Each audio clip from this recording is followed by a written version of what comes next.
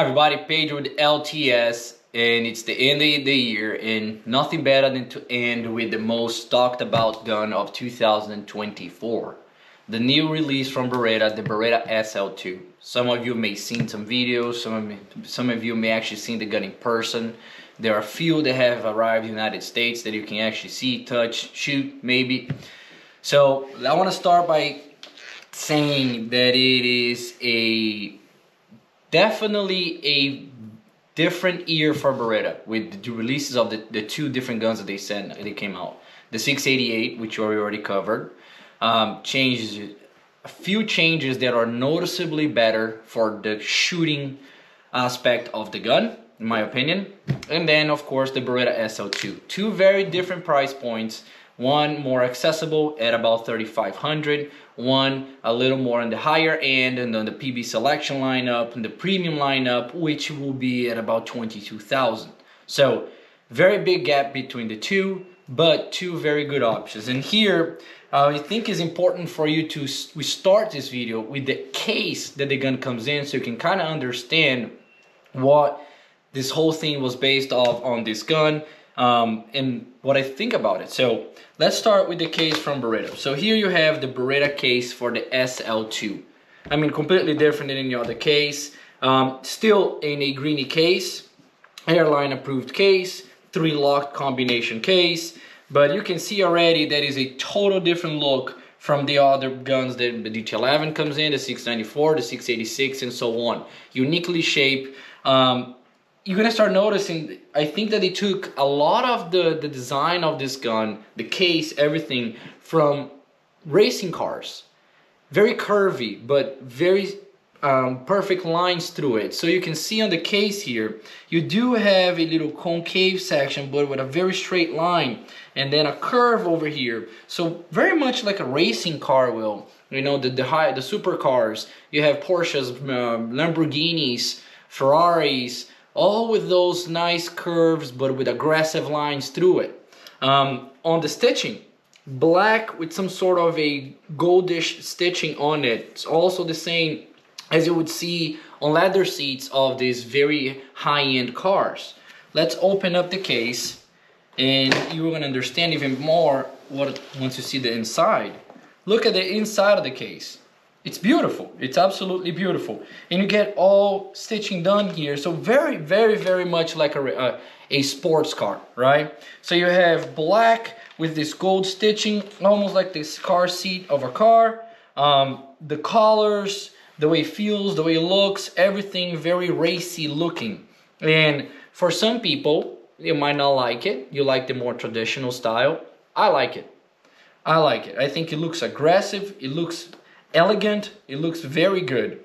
So here, let's see, we'll take a look at what comes inside. You would have your SL2, which we'll cover in a little bit. It comes with 2 chokes on the gun. You do have 3 more chokes like any other Beretta. Your gun oil, your adjustable comb in this case, with adjustable comb wrench in this case, it does come with an adjustable comb. Your trigger adjustment tool, and you get some weights to put in the back of the stock, and your comb washers. You do have your gun socks right here. They do give you this little pouch that has your snap caps inside of it.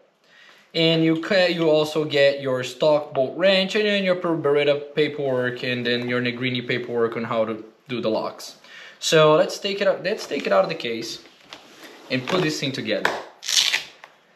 Let's see here. First, let's get our barrels. Let's start by the overall look of the gun.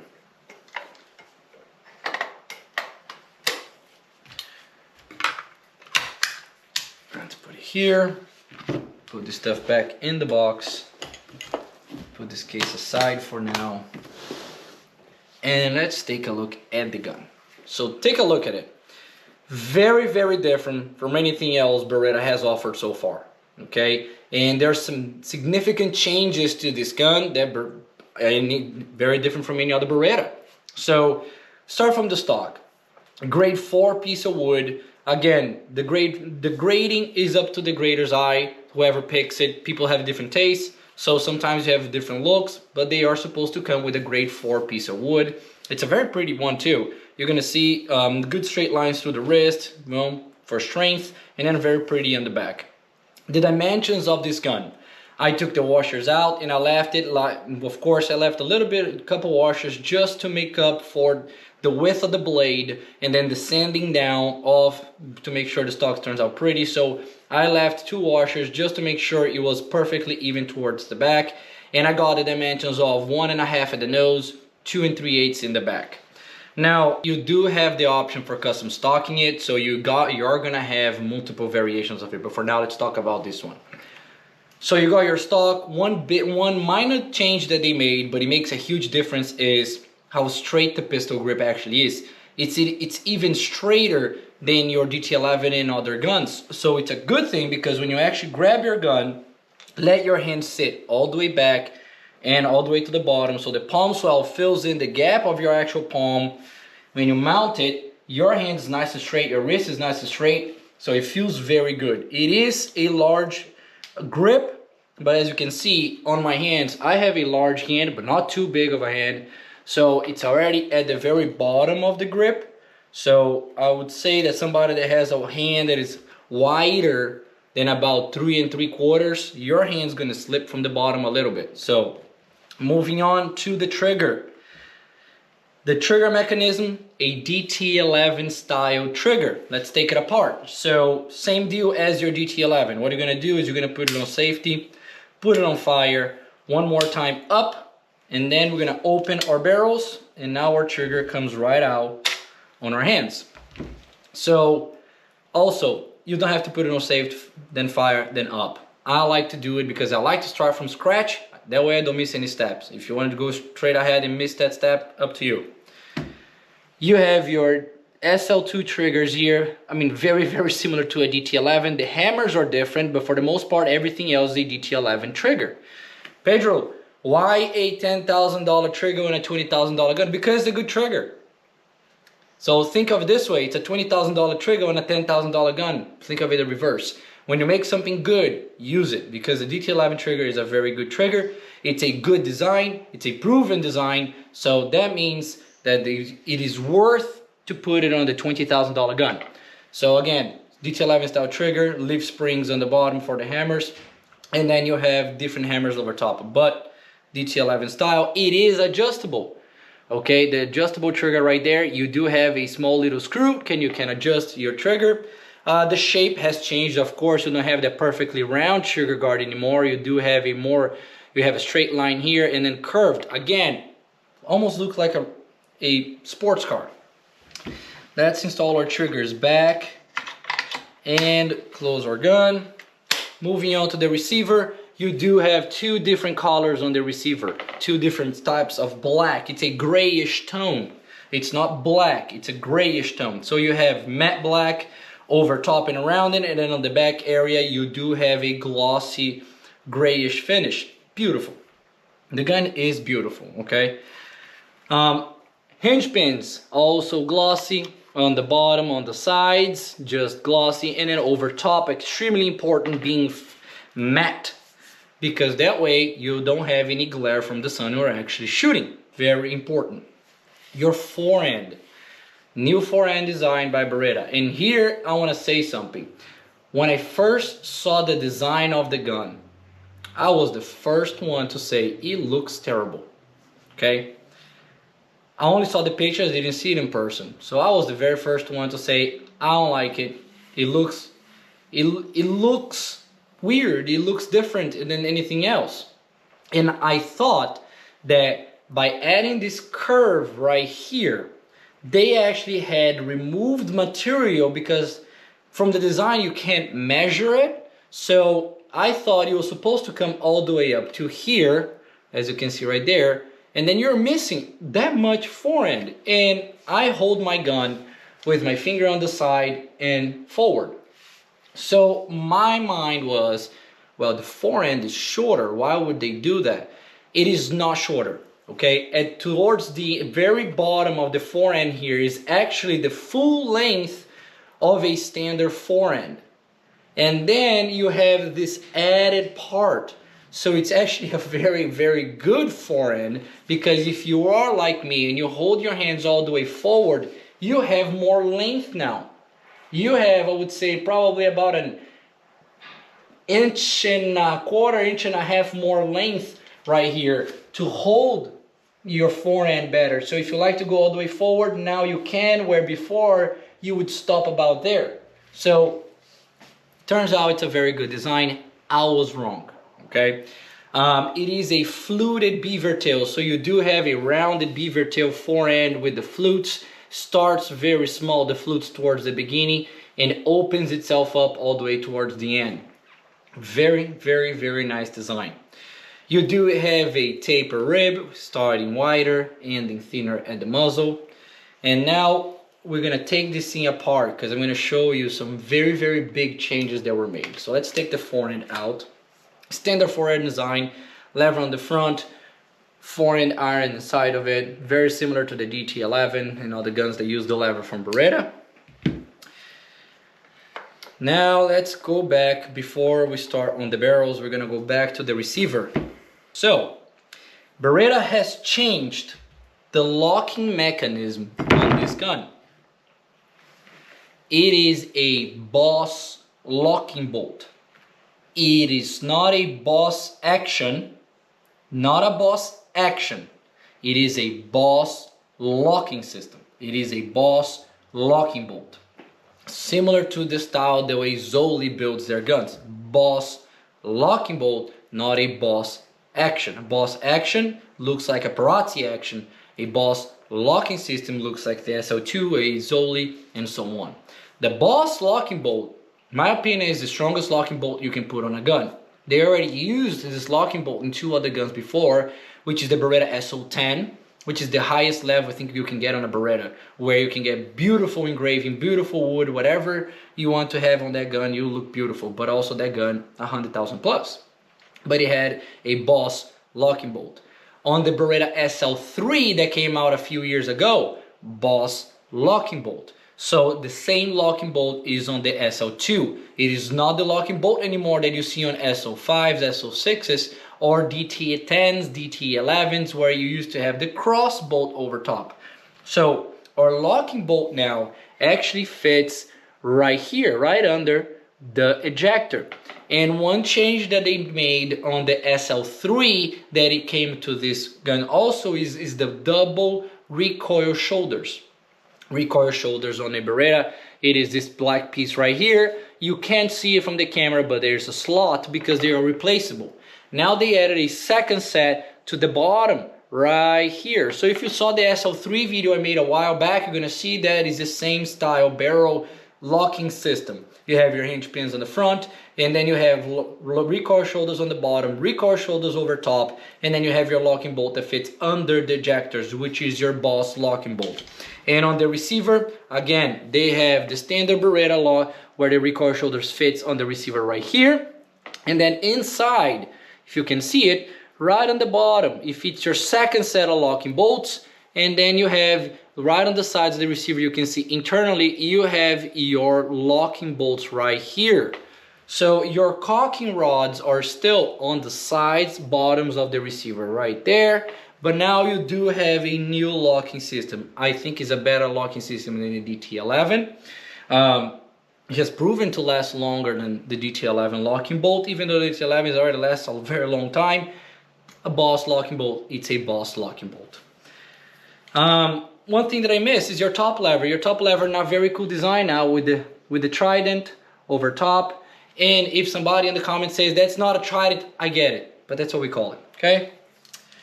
Now let's move on to the barrels. The barrels have changed. They are not your Stylium Pro barrels anymore. It is your Stylium Pro X.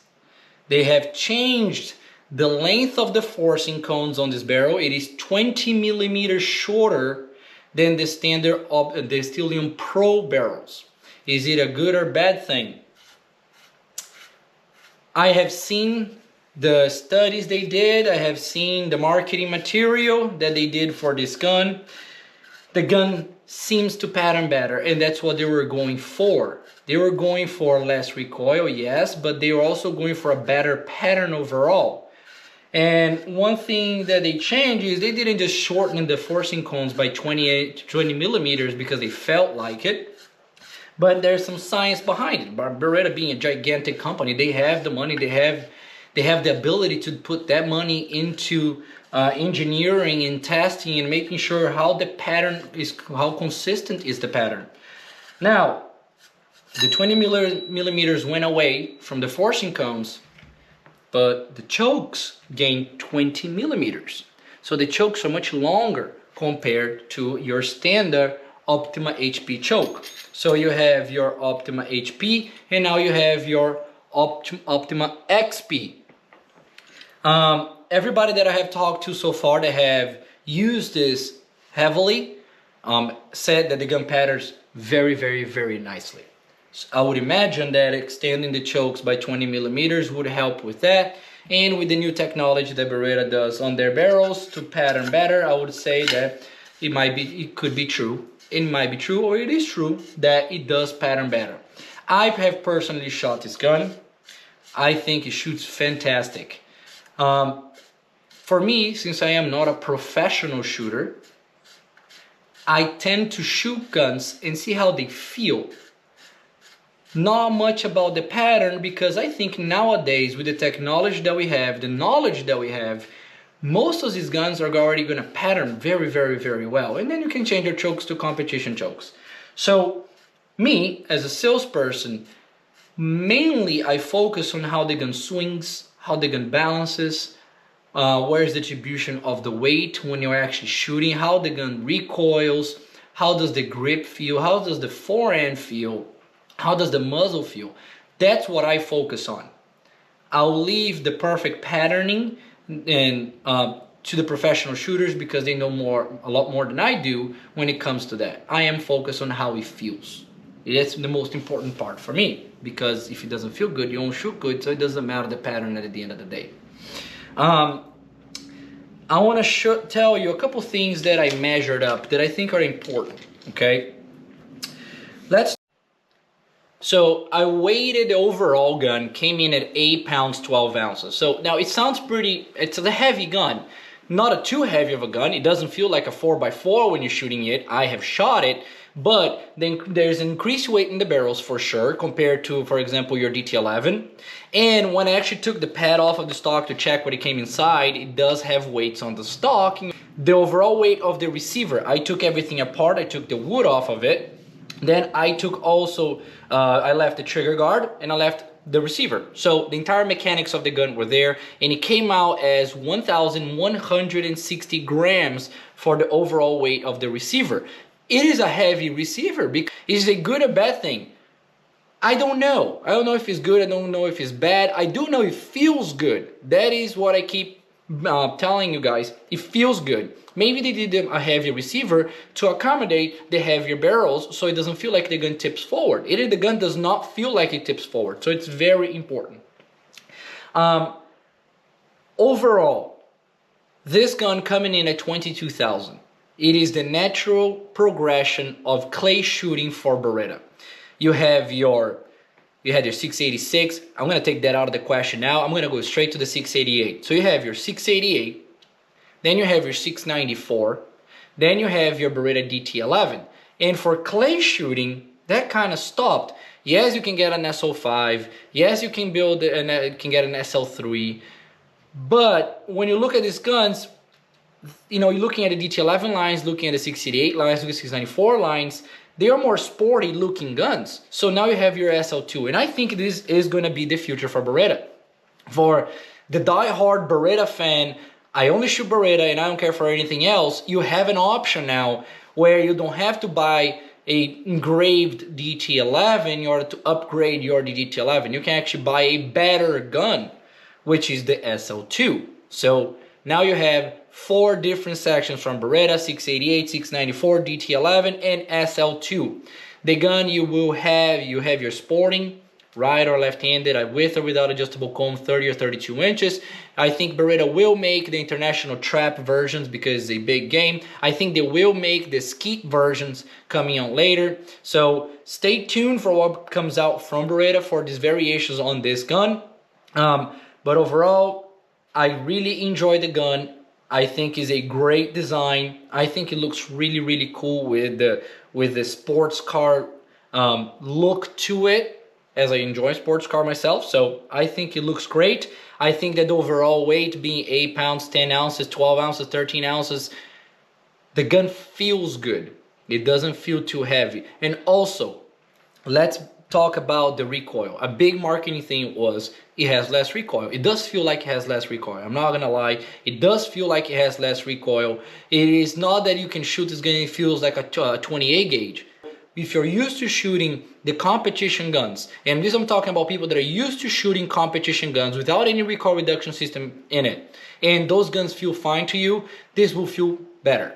It's not like you're gonna shoot this gun, it's gonna feel like you're shooting a 28 gauge. It's a 12 gauge. There's nothing you can do about it. Okay, so it does feel like it has less recoil. It does feel good swinging it. It does feel good in your hand. The heavy receiver, it feels good in your hand also, and it feels like the weight is in your hand. The longer the different style forend that I felt was a bad design, it turns out to be a very good design. So if you're thinking that it's shorter and your hands will go as far, it's actually reverse, same length up to here, and then you get about an inch more up front. So if you hold your hands all the way around up front with your finger extended, very good design. I hope you guys have enjoyed the video. The SL2, sorry it took me a while to make this video, but I wanted to get the most amount of information possible. I wanted to talk to a lot of people that have actually shot the gun so I can pass along the right information and what I have gotten so far from different sources, okay? Doesn't matter if I like the gun and you don't, so I had to talk to a lot of different people about it. Thank you guys for watching the videos. It's been a great year of videos. A bunch of cool stuff came out. If you're enjoying the videos, make sure to hit the like and subscribe button. Make sure to put your comments if I miss anything, if you like to see anything, if you like to compare anything, and what kind of guns you like to see, or what kind of mechanical questions do you have, what kind of problems you're seeing, and I'll try to cover those, at the very least, to answer your questions on the comment line. There's a lot of guns that I don't have access with. I see in the comments people asking me to compare Turkish guns, Brownings. I don't work with those guns as often. I don't work with Turkish guns at all. Brownings very little. So I don't feel comfortable passing along information that I am not at very least 100% sure that I got the right information to pass along to you. Now, when it comes to Italian firearms, Berettas, Perazzi, Zolis, even Blaser, those guns I can pass along information. Resinis, Guerinis, I can pass that along and make sure I'm giving you the right information as I have access to the gunsmiths or at the very least the reps, and I can ask questions about it. Thank you guys, and happy holidays for everybody. Take care.